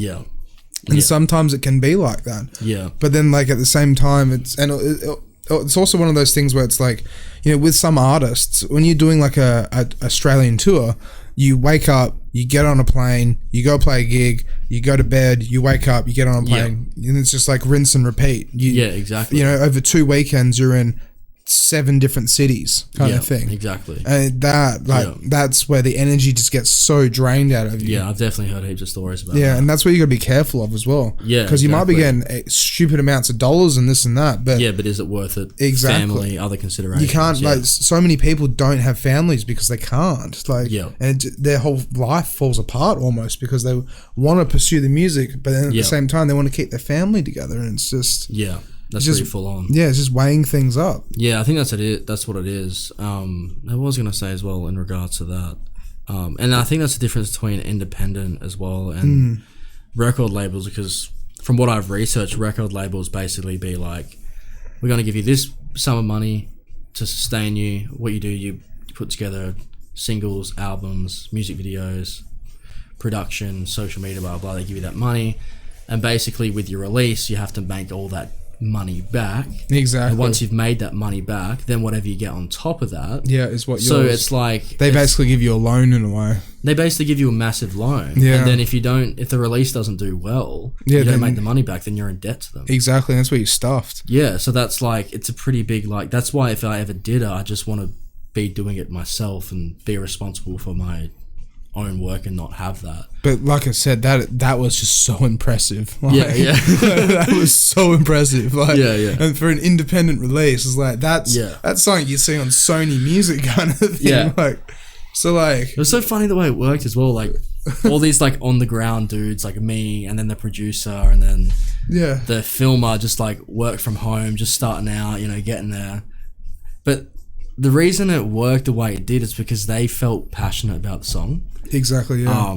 Well, you can see that in the acting. You can see it's like they've listened to you. They probably listened to your song like 15, 20 times when trying to film it, and they're like, no, we have to stay in that zone, that atmosphere that you've made, kind of thing. Yeah, and that's what I was so happy about. Like when I sent like the basic song to my producer who was gonna put the song together, he was like, man, this is a great track. And I sent him some other tracks, but he was like, no, this is the one. Yeah, this is fire. He was like, man, this one's going to go big. And this guy, I don't know if you know what Berkeley is, but that's a place in the United States, massive like music school, very popular, well-known place. I think I've heard about it, yeah. And he'd been there, so I was a bit like, you know, he's a really, like, he's done sound production there and like the Bachelor of Music and stuff. So he's like very well. Yeah, he's professional. He's very professional, knows his theory, knows everything. So I was a bit like, and he was like, man, this track's good. And I was like, really? I was like, are you seriously just saying this? And then like after he worked through it and he kept repeating it, be like, man, this track's going to be killer. Then he did it. And then we done that. Then I sent it to the guy for the music video and he was like, man, this is a great track. I'm so excited to work on this. And I sent him the script as well. And he was like, man, it's going to be perfect. So like with the script as well, how long did it take you to write it, kind of thing? I already, because of the song development, I already kind of knew from my own personal experience how I understood the song, if that made sense. And then I just thought of my own experience and a lot of what I see in society and what people struggle with mental health. And it kind of just came to me that that's what I want to see. I wanted to see someone suffering with, you know, slight addictions, aggression, especially like for males and stuff like that. And then having a moment of acceptance that they want to change. Yeah, and it's not all so bad kind of thing. Like. Yeah, exactly. And then having that next step. So that's kind of what the song was about my own journey, about opening up. And then I was like, well, I want the music video to be about that too. Yeah. So that happened. But the one thing that Luke added to this script that completely made it, I didn't ask for the double. Yeah. I didn't ask for that other, like that guy's conscience or whatever. Exactly, yeah. To be in the film. And when he sent me that, I was like, damn. I was like, man, but that fits exactly what I was saying at the same time. Yeah. That just adds that next level like production and he added extra, because it was like, he would do like 2 locations and have like 2 actors, but he added in more actors and more locations, and because he was so passionate about the project, and I was like, yeah, it was so cool. Well, that's why he's now quadrupled his price, because like he's put his passion into that, and he's probably used that as a reference as well. Yeah, he does. Yeah, that's what I mean. Like he probably is like, that's me. Like, that's this guy in Perth. Like, guy in Perth wrote this, and that's me acting. yeah, very cool stuff. Yeah, 100%. So we've only got like 5-10 minutes left. We have about 3 minutes actually. Yeah. Well, should we do our 5 random questions? Right. You can. Yeah. I can. No, come on. We gotta do it too. Actually, I got some questions. Well, actually, what else did you write down that we were going to try and touch on? I feel like that went pretty quick. Yeah, it does. It does go quick when you're doing it, eh? Yeah. It's the beers. It's the beers. Yeah, we're talking about this. Like, why we we're talking about like why someone would actually have an acoustic guitarist at a wedding. You you made like a really nice emotional comment about that. Yeah. Well, I think especially with the ceremony, walking down the aisle, that's a really intimate moment. Like that's the main part of the wedding, you know, actually getting married and signing the papers and stuff. And compared to just having the song playing through Spotify on a speaker or something, I think people really want to have that raw, stripped back sound with like I think like people very much they hesitate towards different voice tones. Like people have a really big preference in what kind of voice they like to hear. Yeah. So I think them being able to have like a slightly different cut back version of the song, and also a voice tone and a guitar tone that they really like, and then seeing that in a video, I think that's really crucial to how they want that ceremony to be, because that's going to be a moment hopefully that they remember for the rest of their life. That's it, yeah. And I think it adds a really raw and authentic element to that situation, because you know all your family's there, all your friends you've had for years are there. It's a really intimate moment.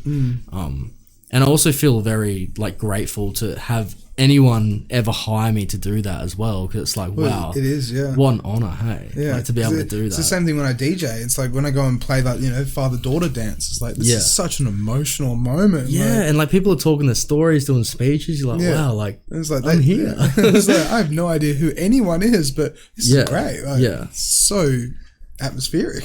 But I think people having the acoustic music, it just adds that extra element of just realness. Authenticity. And just a different vibe, because if it's playing it through a speaker, it's not quite there in your face. It's kind of just sitting there. You know it's on a device. You know it's a recorded song, but this is happening in the moment. That's it. So, and you've taken the time out of your day to learn that track and then try and perfect it to the point where it's like, you know. And also what I do with some people is, before the day, like a couple of weeks before, I'll send them a version of the song that I'm playing. Really? Yeah, and I'll be like, is this the kind of vibe you want? Or I'll be like, do you want me to sing it a bit louder? Or do you want the guitar strumming more? Or do you like the finger picking kind of thing? Yeah. So then it's like obviously they can ask me to learn a song, but if it's just rock up there on the day and I'm playing it a bit louder, or like, it could ruin the day. You know what I mean? It could be like not what they envision. So I want to make sure it's like exactly. But that's good though. That's part of the job though as well. As what you said, it's like, it's got to be perfect. Yeah. It's their special moment kind of thing. You can't ruin it, because the last thing you want is a bridezilla. Yeah, exactly. She'll tear your head off and not pay you. Yeah.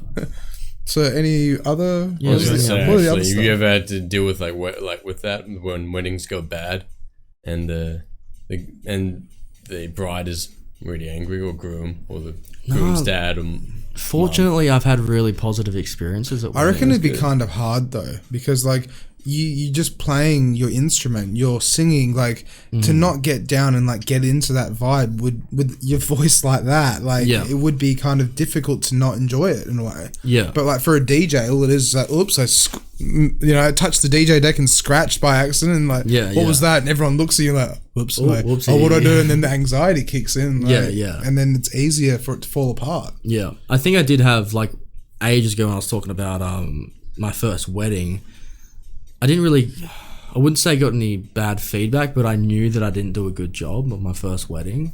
And I'm pretty sure they weren't happy with it either, but they weren't vocal about it. Because I could just tell by the vibe and what I provided compared to what I do now. That was like a big learning curve. I was like, it took me like a few days to be like, no, that wasn't good, Kieran, kind of thing. Yeah. Just playing the wrong songs, not understanding the crowd and stuff like that. But it's good you self-reflected on it and was like, you know, I got to improve. If I'm going to do this again, I got to do it better. Yeah. And it's like thinking about ways you can do it better. Yeah. Because the same thing with me. The first wedding I ever did, I wasn't falling apart. I went up and DJ'd and played the music they wanted me to play, and I tried to do the service that they want. But like I got on the microphone, yes, and like just like stuttering and like, this is not what we want. Exactly. But they were a bit lenient about it. And they were like, it was fine. And eventually it's like the best man kind of just like took the microphone in a way, like politely in a way. But it's like I realized after, like, okay, I got to improve on this. Yeah. And then it's like talking to myself in the mirror, I guess, to get the nerves up. Yeah. And I guess that thing that, I mean, I'll get advice, because we've been through that, is to know what you're capable of as well before stepping into it. Because like, sometimes, like we were saying before, we were saying that it is good to step out of the comfort zone, but also I think being aware of your abilities is probably important as well. That's it, yeah. That I honestly hadn't planned or thought things enough through. I was just excited that I was playing a wedding, but I wasn't quite ready to do it yet. So I think it's good to be aware of like what you can actually provide. Like sometimes in the past, not with music, but I stepped into roles that I thought I could do and confident, but I realized that no, I'm not quite ready for it yet, kind of thing. So, that would have been scary, that moment for you, man. Yeah, it was, Yeah, like, because I was just like, were you emceeing or? Yeah, I was supposed to be emceeing, and that's the thing is like, that's what I'm so scared of. That's emceeing. it. I was like, can the bride and groom? No, what was it? It was like, can everyone please stand up? The bride and groom are gonna make their entrance, and I'm like, fuck, like I think I fucked that up, like, and then when it's like everyone's the first dance, and I was kind of like, ladies and gentlemen, we're about to do the first dance. Like, it's kind of like just a bit more relaxed and not trying to treat it professionally. And then it's just it just wasn't the level I wanted it to be at, kind of thing. And they didn't want it. They wanted it to be like, professional. Yeah, and I'm just kind of like, oh fuck. Yeah. I just stuffed this And it's up. that confidence as well, like of being able to just be like, you know, I've got this. I'm comfortable in my own skin. Yeah. And I think that's the hardest thing. Is like, it is. if you're not comfortable sometimes, if you put up that facade, it's easy for people to tell as well. Exactly. So it's like you really got to work on. But sometimes, like, I mean, I might go back on what I just said, that you do have to step out of that comfort zone, because how are you going to learn to MC in front of people if you don't start somewhere? That's exactly it. And it's like now after the fourth, fourth time I've done it now, it's like I do feel confident as long as the situation allows for it, kind of thing. Yeah. Because, you know, like, not every wedding's the same. Not every function or different event. Different people, different vibe. That's it. Like, I did a Chinese wedding, and barely anyone spoke English, but I was still emceeing it. Trying to get everyone Was that easier, though? Because people were like... That's it. I found that a lot easier, but at the same time, it's like trying to maintain it whilst trying to, like, get through the language barrier in a way. And it's like, still like, shit, like, what do I say? Like, come on, like, everyone get up. Food time. So the thing for me, I'm totally not ready for MC, so, like, some people ask that for my wedding thing, but I'm just like, look, like, I have to do live music. Sometimes I have to do a party set and play tunes for Spotify at the end, kind of thing. Like, I kind of got too much things to do, so I'd recommend getting, you know, well, that's what I do as well, And the company I go through, they always try and recommend that, you know, the best man or the brother or a sister or someone who's family related, because that's the thing as well. It's like what you said before. It's like, you don't know anyone there. Yeah. You just, like, you met the bride and groom maybe twice, 3 times. Like, you got locked in to do their gig, but you know, you have no idea how everyone acts or behaves or this or that, or if they're bogans or whatever. Yeah, exactly. Kind of, and it's like that thing again of like you're providing a service to them and it's a special day. So exactly. If you don't feel like you believe you can do it, then it's best just to be like, look, I'm not comfortable with them singing. It's best to get someone else, but I can provide the DJ service or I can be the musician. Yeah. You know? And it's always good, like I said, if you get the family member to do it, they know them. So that if you make a joke and it doesn't sit well, they look at you like, this guy's an asshole. Yeah. But if the family member or the brother makes a joke and it's like, yeah, screw you, Barry. Exactly.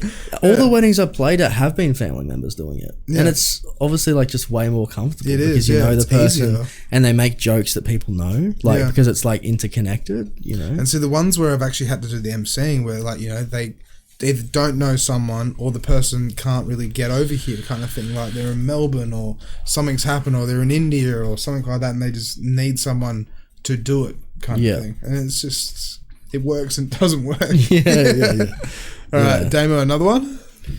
No, I'm kind of it. I think that's kind of it. I think we're also a bit over time as well. Oh yeah, 7 minutes over. Yeah, 7 minutes over. Hell yeah! All right, so thanks for having me, man. Yeah, honestly, thank you. Like, this has been great. It was good. As I said, I think you're like maybe our second or third like acoustic act. Well, hopefully you can get some more on, man. Yeah, and I want you to come back on after you've written more fucking Kieran songs. After my next track I release. I'll pop in here again. Send them my way. I want to promote them. Like, hell yeah, thanks, man, dude. Like, 100%. Like, as I said, that was amazing. Thanks, man. That was beautiful, honestly. Hell yeah. Yeah, and then I was going to say, Damo, when we go to wrap it up, instead of playing the ending credits, could you actually replay his track? No, I will. And then we'll just turn our stereo system down and then let that play out through the TV and stuff like that. And yeah. That sounds really sweet. That sounds really honestly. cool. Well, yeah, thanks for hosting and having me on here, man. It's been cool to chat. Thank you for coming on. We all just like clicked, eh? Yeah. Like, it's just easy to talk kind of thing. As I said, it's the beers. Yeah, it's the beers, man. It's the beers. And we hadn't had a beer yet when I walked in. So. But that's the whole idea. As I've said to others as well, it's like keeping it just chill, casual, freestyle interview. Yeah. You know, if just like you're chatting. Like in... Because if it's by the books and it's like question after question, then, you know, if your guest feels uncomfortable, it's kind of like, well, how do you correct that in a way? Exactly. You got to try and make them just let loose and chill, but then they're already feeling on edge. Yeah, exactly. And you don't want your guest to feel on edge. That's very true. Yeah. Yeah. Because it's not fun then. No, and then it becomes like a formal interview. Exactly. But that's not what this is. Yeah, right? It's just hang out. Yeah, podcast, hang out and man. drink. All right, so this is episode 61 of the Infra-Red podcast, and once we finish, you have to sign the board that's getting painted tomorrow. Oh hell yeah! By a good friend, a friend of mine, Robbie, who's an artist around Perth. I will put her details on the page tomorrow when I upload the picture of it. But if you want any graphic design work or anything like that, she's the girl to hit up. Honestly, really good. So talented. So, episode 61. And next week, Tuesday, we will have on... Jay Hockley's coming on finally. So she is I hope I don't get this wrong. She's like a house and techno DJ in Perth. And she's like played at a few Bushduffs, and she's done cool. She's done quite a few things around Perth. Yeah, nice. And I think she's been in the scene for quite some time as well. So she's got a bit of experience behind her. Yeah. And can't wait to pick her brain about... When is that? Tuesday, is it? Yeah, Tuesday, 7:30 p.m. Yeah, I'll tune into that. Yeah. Do it. Yeah, comment. I'll comment, man. Yeah. Boost that algorithm. Yeah, thank you.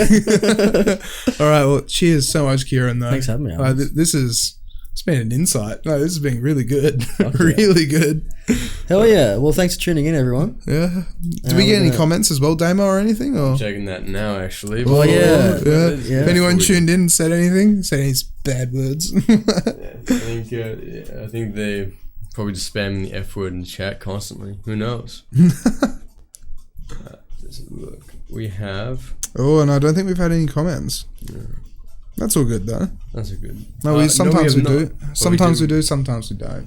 But the biggest thing is, though, is a lot of our viewers actually watch it after it's been live. Yeah, of course. Because then that way they can watch the whole thing instead of tuning in 20 minutes in kind of thing. Yeah. And everyone's not obviously available at all times. So. Exactly. Like 7:30 p.m. everyone's having dinner. So. Yeah, exactly. Whilst we're drinking. What do we just like telemarketers just calling them up at the wrong time? That's it. Just got to keep at them, pester them. Exactly. No, I think 7:30 is a good time, actually. Yeah. Well, it is. Because I think like usually... So then why aren't they commenting, bro?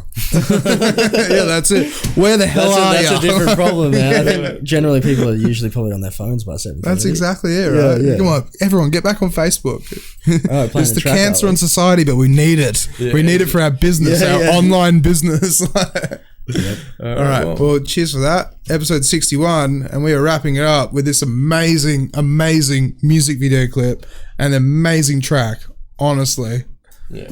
All right. Well, all right. You got it, Damo? I do, actually. All right. And then, so mics will be off in 5, 4, 3, 2, 1.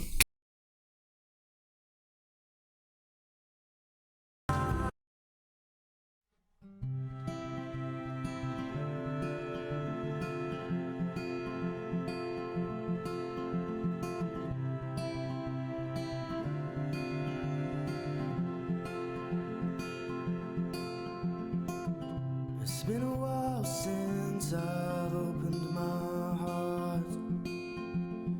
I've been so focused on everyone else's mind. I tend to care so much I can't feel inside. And my mind gets filled up when everyone else cries.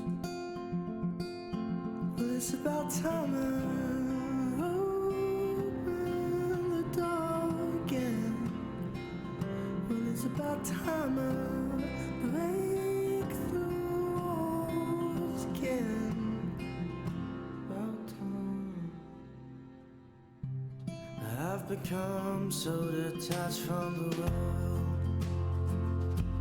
I can't even write a song I enjoy, let alone feel. Now I understand how far I am from myself. I can no longer do this on my own.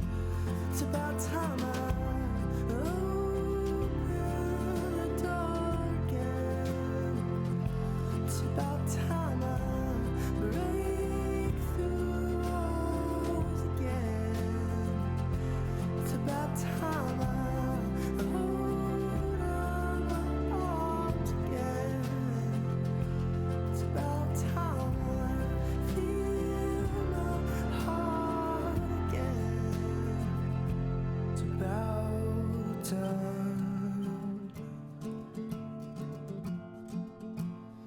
It's about time.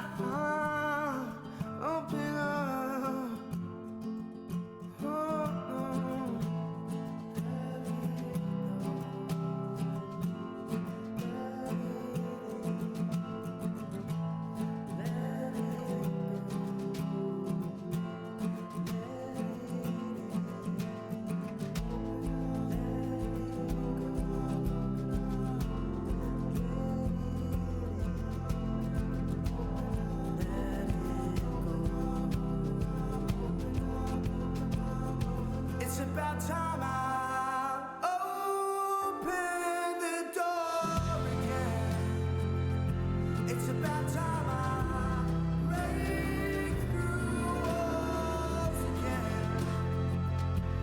about time.